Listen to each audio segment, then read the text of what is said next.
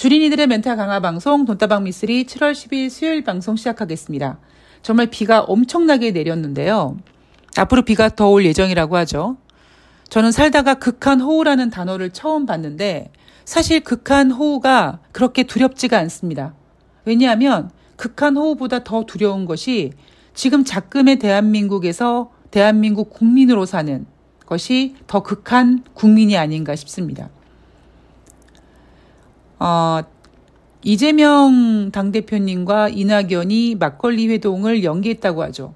뭐 간단하게 막걸리 한 잔 마시면서 좋은 대화를 나누자. 물론 뭐 이래저래 뭐 좋은 의도를 갖다가 붙이면서 시간을 만들 수 있겠습니다만, 왜냐면 저는 의미 없다고 생각하지만, 그런데 이렇게 비가 와서 이렇게 국민들이 힘든데 무슨 막걸리냐. 일단 민생부터 챙기자.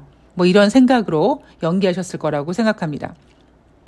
정작 그런데 윤석열은 가지 않아도 될 나토 회원국이 개최하는 정상회의에 참석을 하고요. 지금 경기도 양평 엉망진창 만들어 놓고 김건희도 동행을 합니다. 정작 리투아니아에 도착을 했는데 영상을 보면은요. 조 바이든 대통령은 레드카펫을 깔아주는데 김건희와 윤석열은 레드카펫을 깔아주지 않습니다. 그 차이가 뭔지 모르겠어요. 뭐 회원국인지 아닌지 그 기준인지 모르겠습니다만 그렇다면 가질 말았어야죠.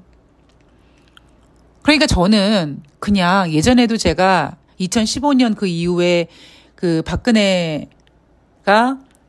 해외 순방 간다고 하면 제가 방송에서 몇 번 또 해외여행 가시는군요 라고 비아냥거렸는데 그냥 이번에는 정말 그냥 해외여행 가는구나. 얼마나 좋겠습니까? 비행기 완전히 가장 좋은 비행기 전세 내서 국민의 세금으로 비행거리 단축시키며 경호받으며 최고의 대접으로 뭐 호텔 5성급 이런 거는 비교도 할 수 없는 대접 아닙니까? 저는 그거 보면서 그래 불나방처럼 인생 살면서 한번 그렇게 뜨겁게 불태울 때도 있지 뭐 생각이 들면서도 지금 대한민국 돌아가는 꼴을 보면 그냥 좀 짜증이 많이 나더라고요. 그러니까 오늘 아침에 일어나서 눈을 뜨자마자 막 가슴이 먹먹해지더라고요. 이게 뭔가 정말 무슨 문제가 하나가 터질지 두세 개가 터질지 네다섯 개가 터질지 모르겠는데 대한민국 너무 좀 심각한 길로 가고 있다라는 생각이 들었고요. 그러면서 또 마음을 추스리고 드는 생각이 그래 헛짓거리하지 말고 내 삶에 충실하자. 그래서 제가 카톡에다가 헛짓거리하지 말자라고 다시 프로필을 바꾸고 마음을 단디하고 저는 어차피 주식시장이 빠지면 수익을 내는 종목들을 가지고 매매를 하는 사람이기 때문에 그래 올해 하반기 그리고 내년까지 잘 매매해서 돈이나 벌자 뭐 이런 생각으로 마음가짐을 잡았습니다. 제가 가끔씩 여러분들께 해드리는 얘기가 있죠. 죽은 호랑이가 되지 말고 살아있는 개가 되라. 살아있는 개에게는 기회가 오고 희망이라는 게 있다. 지금 힘들다? 저는 이거 힘든 거 아직 시작도 하지 않았다고 생각이 들거든요. 저는 IMF 때 물론 이제 학교 졸업하고 취업할 때 좀 힘들었습니다만 IMF의 그 어떤 경제 상황을 막 이렇게 느끼지는 않았어요. 뭐 우리 가족에서 뭐 사업을 하는 사람이나 뭐 그런 상황이 있는 것도 아니었고 정작 이제 우리 할머니께서 이제 서울에 집을 팔고 인천으로 가면서 그 남는 여유 현금을 노인네니까 또 겁이 많아가지고 저금을 한 거죠. 근데 그때 IMF 때 금리가 얼마나 높았습니까? 그러니까 그때 금리가 높다 보니까 그 이자만으로도 생활을 했어요. 물론 이제 할머니가 워낙 알뜰하셔가지고 생활비가 뭐 그렇게 크게 들진 않았습니다만 여하튼 오히려 우리 집안 같은 경우에는 IMF 때 그렇게 큰 피해를 보진 않았습니다. 그러다 보니까 저는 제가 이제 머리가 크고 사회생활을 하고 증권사 직원으로 근무할 때 생각해 보면 글쎄요, 9.11 테러? 그리고 2008년도 리먼 사태? 앞으로 우리나라가 겪을 어떤 위기가 그보다 더하지 않을까요? 예. 저는 그런 생각을 문득 해봤습니다. 그 강도나 어떤 깊이와 넓이는 잘 가늠이 안 가지만 2008년도 금융위기라든가 9.11 테러, SK 사태, 그리고 2003년도 카드 대란, 이런 거랑은 비교가 할 수 없는 어떤 그런 고통의 시간이 오지 않을까라는 생각이 문득 들더라고요. 그러니까 여러분들 모두 잘 견뎌내시기 바랍니다.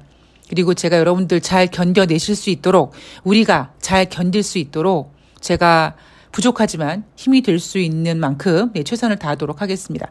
자, 돈다방미3 7월 11일 화요일 뉴욕 증시 마감 현황을 점검해 볼 텐데요.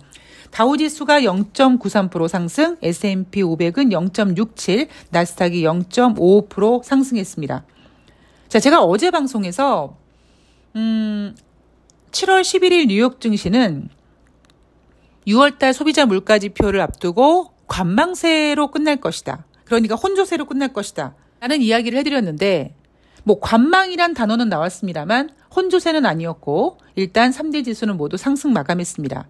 자, 뉴욕 증시는 지난주 월요일 오후 1시에 조기 폐장하는 월요일은 상승, 화요일은 독립기념일로 휴장, 수요일, 목요일, 금요일 3일 연속 하락, 그리고 이번 주 들어와서 지금 월요일, 화요일 이틀 연속 1%대까지는 아니지만 그래도 3대 지수가 모두 상승하고 있다. 여러분, 주식이라는 건요, 이렇게 결국 흐름입니다. 인생이나 주식이나 한쪽 방향으로 가는 게 없다. 그 흐름을, 파도 타기를 잘 한번 느껴보시기 바랍니다.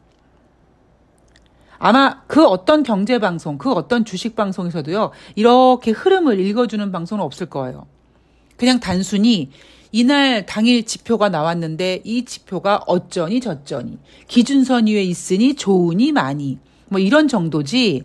근데 경제는 그렇게 어떤 포인트가 아니라 흐름이거든요. 자, 여하튼 잘난 척 조금 했으니까 내용으로 다시 들어가 보면은요. 다음 날, 그러니까 오늘 밤에 열릴 뉴욕 증시는 6월 소비자 물가 지표를 이제 확인하게 될 것이고, 거기에 대해서 이제 움직임, 방향성을 결정하게 되겠죠. 이날 뉴욕 증시가 상승한 이유, 6월 CPI 발표를 앞두고 투자자들이 관망하고 있는 가운데 상승했다라고 합니다. 자, 지금 나오는 어떤 이슈가요, 거의 변하는 게 없죠.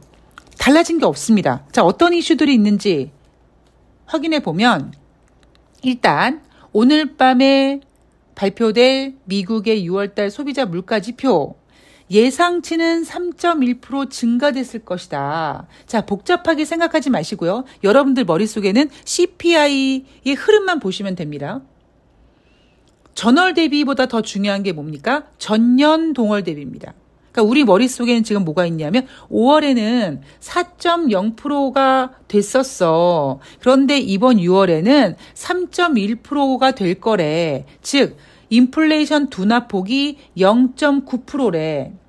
자, 왜 우리 머릿속에 4.0, 3.1이 중요하냐면 연준위원들이 그렇게 노래를 부르는, 우리는 인플레이션 목표치 2%가 될 때까지 갈 길이 멀다, 가야 된다 하는 그 수치가 바로 지금 4%라고 보여지는 그 수치가 2%까지 떨어지느냐, 바로 그 숫자거든요.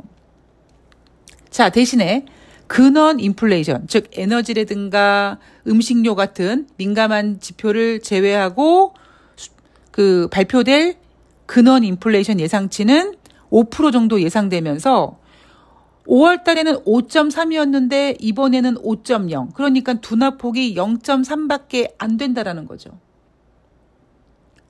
그리고 근원 인플레이션은 에너지라든가 음식료가 제외된 거라고 했죠. 그런데 국제 유가가 지금 많이 다운되다 보니까 어찌 보면 진짜 연준이 지켜보고 있는 인플레이션은 근원 인플레이션일 수도 있습니다. 자, 그리고 인플레이션은 일단 발표가 되는 거를 보고 우리가 왈가왈부해야겠죠. 시장 예상은 이렇게 보고 있습니다. 한편에서는요, 이번 6월달 CPI가 3.1%보다 더 둔화됐을 가능성도 열어놓은 것 같아요. 그래서 7월 11일 화요일 뉴욕 증시가 상승한 이유는 관망세는 관망세인데, 그러니까 월요일날 상승한 거는 저가 매수세, 반발 매수세, 반등인 거고, 화요일날 뉴욕 증시가 상승한 이유는 6월달 소비자 물가지표가 시장 예상치 3.1보다 더 둔화됐을 가능성이 있지 않을까라는 기대가 반영됐다고 합니다. 근데 저는 왜 좀 둔화가 더 커졌을 거기보다는 둔화폭이 0.9보다는 좀 덜하지 않을까라는 생각이 좀 조심스럽게 듭니다. 근데 이거는 늘 말씀드리지만 지금 굉장히 경제 지표라든가 이런 것들이 좀 복잡합니다. 금리 인상이 과격하게 진행된 것들이 이제 드디어 물가에 반영이 돼서 물가를 끌어내는 부분도 있지만 반대로 주식시장이 올라가면서 소비 심리를 자극한 부분도 있기 때문에 이거는 뚜껑을 좀 열어봐야 될 것 같은데, 늘 말씀드리지만 특히 주식은요, 너무 희망회로에 집중하시면 안 됩니다. 그러니까 그냥 우리는 그래 3.1% 나왔을 거라고 보고 있는데 얼마나 나왔는지 보고 생각하자. 그리고 그런 미래를 알 수 없는 우리들이 할 수 있는 것은 뭐냐면, 만약에 3.1보다 더 둔화됐으면 어떻게 될까? 덜 둔화되면 어떻게 될까? 이 정도 시나리오만 가지고 있으면 된다는 거죠. 그러나 무엇보다 중요한 건 3.1보다 덜 나오든 더 나오든 7월달 FOMC 회의에서 25bp 금리 인상하는 거는 이제 거의 확실시 되고 있습니다. 그렇다면 이제 중요한 포인트는 뭐냐면 이후 9월달 FOMC 회의부터 10월 말이자 11월 초에 진행되는 FOMC 회의, 그리고 12월달 FOMC 회의, 2023년 이제 7월달 FOMC 회의가 끝나면 3번의 연준회의가 기다리고 있는데 그 회의에서 추가로 금리 인상을 할지 안 할지에 집중하게 된다는 겁니다. 자, 7월달 FOMC 회의 이제 얼마 남지 않았는데 우리는 금리를 7월 달에 인상하는 건 확실시, 9월 달 이후에 추가 금리 인상하는 거는 좀 지켜봐야 되는데, 일단 지금 투자자들은 소비자 물가 지표가 예상보다 덜 나올 수 있을 거라는 기대감을 가지고 뭔가 희망에 차 있다. 자, 2분기 어닝 시즌 시작되죠. 자, 지금 제가 여러분들께 전해드리고 있는 내용은 뭐냐면 달라지지 않은 이슈입니다. 이슈는 움직이지 않고 있어요. 소비자 물가지표 발표되는 거 우리는 아직 모릅니다. 일정만 알고 있고요. 예상치만 알고 있고요. 7월달 FOMC 회의, 우리가 알고 있는 팩트는 금리 인상할 가능성 높다. 그 다음에 금리 인상을 할 거냐 말 거냐 이 정도. 그리고 세 번째, 2분기 어닝 시즌이 이제 금요일부터 시작이 되는데 금융주들이 먼저 발표가 되죠. S&P 500 기업들의 실적이 전년 동기 대비 7% 이상 감소 예상이다라는 정도만 우리는 알고 있습니다. 이 7.2% 감소 예상은 2020년 2분기 마이너스 31.6% 감소 이후에 가장 큰 폭의 하락이다. 이것도 이미 이렇게 여러분 S&P 500 기업에 상장된 기업들의 2분기 실적이요. 마이너스 7% 둔화될 거래요. 라고 이미 알려주고 있죠. 알고 있는 악재는 더 이상 악재가 아니거나 아니면 충격이 덜하다. 자, 우리는 지금 일단 이번 주는요. 요 세 가지 이슈에만 집중을 해보는 겁니다.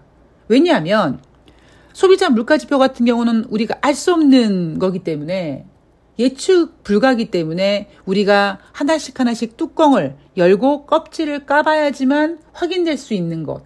그 팩트를 가지고 우리가 다음에 어떻게 그림을 그려야 할지를 봐야 되기 때문에 우리가 지금 집중해야 될 부분은 소비자 물가지표 발표, 그다음에 7월달 FOMC, 2분기 어닝 시즌 이렇게 하나씩 이슈를 정해놓고 요거를 이제 잘 이겨내면 되는 겁니다. 자, 오늘 밤에 소비자 물가지표 일단 확인해 보고 그 다음에 제가 이제 내용을 또 다시 전해드릴 텐데, 어떤 시청자분께서 유튜브에다가 이런 글을 올려주셨어요. 미쓰리님, 제러미 그랜섬의 슈퍼 버블에 대해서 어떤 의견을 갖고 계신가요? 그러니까 제 생각을 좀 전해드리면, 제가 항상 여러분 그러잖아요. 그러니까 제 대답은 되게 엉뚱하고 엽기적이고, 야, 이거 경제방송 맞냐? 라는 생각이 드는 이야기일 수도 있어요. 그런데 저는 장담컨대 이 세상에는, 이 지구에는, 이 모든 만물에는요, 아주 변치 않는 원리가 있다고 생각을 합니다. 제가 예전에 주식을 가르쳐주는 고수 그 스승이 저한테 알려준 몇 개의 그 주식 원리 중에 뭐가 있냐면, 제가 여러분들한테 이제 뭐, 인생이나 주식이나 한쪽 방향으로만 가는 게 없다 이런 얘기 해드리는 것처럼 세상의 원리에 뭐가 있느냐. 그 세상의 원리이자 주식의 원리에 뭐가 있냐면, 사람이 태어나서 청소년기가 되고 이제 정년기가 되고 장년이 되고 그리고 나이가 들고 노년이 되고 그러니까 노화가 오고 그리고 죽는다. 이거는 거의 변치 않는 진리 아닙니까? 이게 사람이든 아니면 뭐 우리가 키우는 반려동물 아니면 뭐 식물들, 나무 모든 것들은 이 세상에 나타나서 한때 정말 인생의 어떤 삶의 정점을 한번 이루고 역사 속으로 시들어가죠.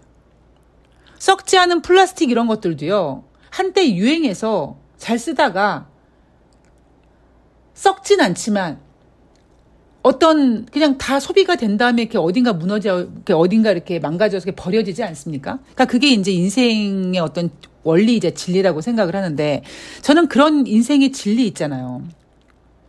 나쁜 짓 하면 벌 받는다. 여러분들 이러실 수 있어요. 아니야, 벌 안 받고도 뭐 죽을 때까지 떵떵거리고 잘 살고 있대. 라고 생각하실 수도 있겠지만, 저는 나쁜 짓을 하면 벌 받는다라는 너무 단편적인 얘기보다는 그냥 어떤 식으로든지 그 사람에게는 피해가 온다고 전 보고 있거든요. 이거는 그냥 제가 뭐 주식뿐만 아니라 인생을 살면서 뭐 나름대로 산전수전 공중전 다 겪어보면서 예전엔 제가 내가 꼭 복수할 거야. 내가 너를 무너뜨릴 거야. 막 했는데 나중에 시간이 지나가니까요. 아유, 불쌍한 건 너 왜 그러고 사냐? 그래, 그러고 살아라.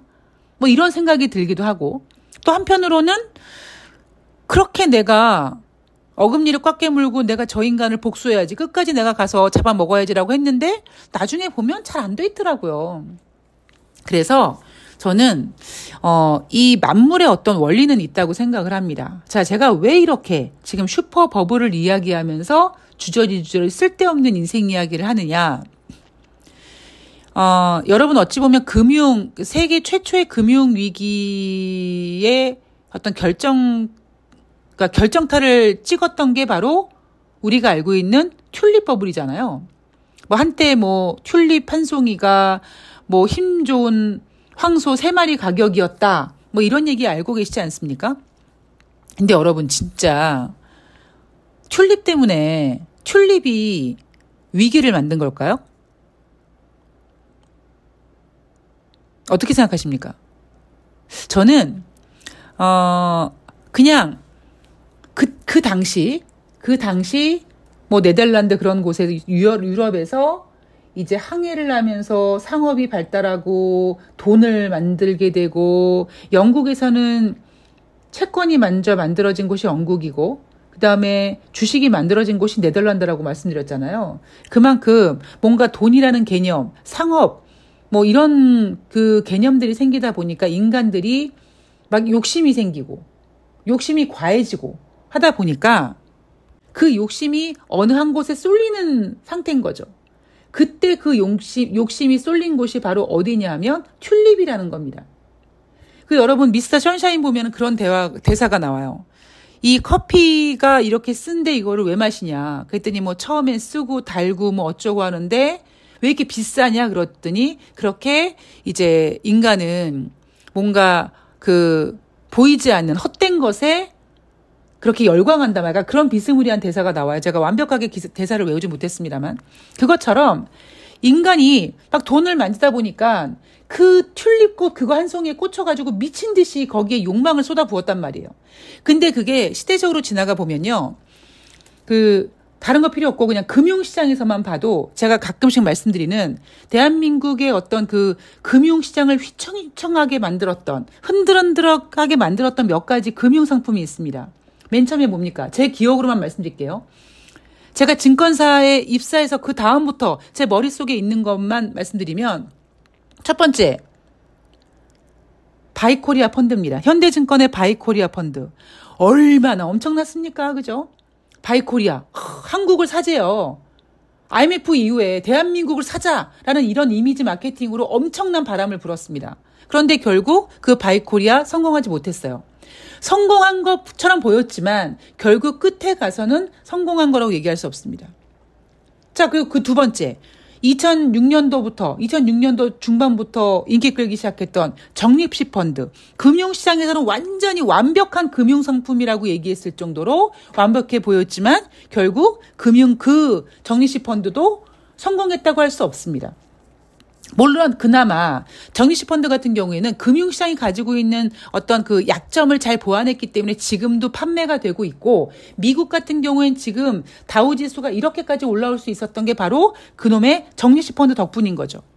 그 다음에 뭡니까? ELS, ETF, 비트코인 이 모든 것들이 돈이 막 쏠림 현상이 나타난단 말이에요. 자, 그러면 답변을 해드리면 제러미 그랜섬의 슈퍼버블을 어떻게 생각하느냐. 이 제러미 그랜섬이요. 작년 9월 달에 아직 최악의 순간이 오지 않았다라고 작년 9월 달에 어떤 경제를 경고했습니다. 여러분 작년 9월이면은요. 연준이 공격적인 금리 인상을 한 번 했었고 이제 두 번째 하려고 막 준비하고 있었을 때 이 제러미 그랜섬은 이제 위기가 올 거야. 니네 조심해. 이랬단 말이에요. 그런데 갑자기 지금 증시, 경제에서 AI가 막 활개를 치고 있습니다. 그러다 보니까 지금 모든 경제의 관점, 모든 경제의 어떤 포인트, 모든 돈, 주식시장에도 AI 관련주 이러지 않습니까? 그래서 이쪽에 쏠림 현상이 있다 보니까 이 AI 붐으로 최근 들어 제레미 그랜섬이 한 얘기가 뭐냐면 이 슈퍼버블 붕괴가 지연될 수도 있다. 어떻게? 이 AI가 계속 붐을 일으켜서 무너질 수 있는데 그 무너질 수 있는 것에 대한 어떤 그 명줄을 좀 더 붙잡아 줄 수 있다 이거죠. 근데 저는 이 AI는요, 그냥 뭐라 그럴까요? 어떤 그 죽기 직전에 그냥 명을 좀 연명해주는 약간 굉장히 좋은 산소호흡기 정도라고 생각을 합니다. 왜냐? 아까 제가 이 질문에 대한 답변에서 뭐라고 처음에 말씀드렸습니까? 세상에는 기본적인 원리가 있다. 만물에 어떤 진리라는 게 있다. 영원할 건 없고요. 그리고 제가 가끔씩 좀 산티난 표현으로 물갈이란 표현을 쓰지만 그거는 절대적입니다. 특히 제가 겪었던 주식시장에서는요. 절대적인 진리입니다. 그래서 AI 붐으로 슈퍼버블 붕괴가 지연될 수 있을지 모르겠습니다만 어찌 보면 지금 지연되고 있는 거죠. 지금 현재. 제레미 그랜섬은 7월 4일 날 이 얘기를 했습니다만 저는 이미 지금 지연되고 있다고 생각을 합니다. 그러면 제가 가끔씩 그런 얘기 드리잖아요. 저는 이런 상황이 벌어지면 2011년도 차화정이 생각이 나고 OCI가 생각이 난다고. 그럼 과연 AI의 이 붐을 누가 지금 더 올라갈 거라고 선동하고 있고 더 갈 거라고 얘기하고 있습니까? 그래서 제가 OCI랑 차화정이랑 똑같다고 얘기하는 거예요. 그 어떤 게 나와도 만물의 원칙은, 만물의 원리는 전 바꿀 수 없다고 생각을 합니다. 제 답변이 조금 난해하실 수도 있고요. 이해가 안 되실 수도 있는데 그건 나중에 그러니까 이거는 진짜로 그러니까 제가 생각하고 있는 그 주식의 어떤 시황과 경제에 대한 이런 아카데미를 생각한다는 그 내용 안에 포함되어 있는 굉장히 미묘하고 오묘한 내용입니다. 제가 그랬죠? 돈다방 미스를 들으시려면 여러분 머릿속에 있는 기존에 있는 생각을 싹 버리셔야 된다고. 그렇게 버리시고 들어야지만 이해가 되는 내용이라 이 내용은 또 나중에 제가 또 시간이 있으면 한번 설명해 드리도록 하겠습니다. 자, 대한민국 주식시장. 자, 어제 많이 올랐습니다. 어제 많이 오른 거 이상하다? 아니에요, 여러분. 올해 주식시장 제가 하반기 어떨지 말씀드렸죠. 오르락 내리락 오르락 내리락 예. 그렇게 그린다. 그 그림 그려지고 있는 겁니다. 자, 오늘 화이팅 하시고요. 저는 내일 방송에서 뵐게요. 고맙습니다.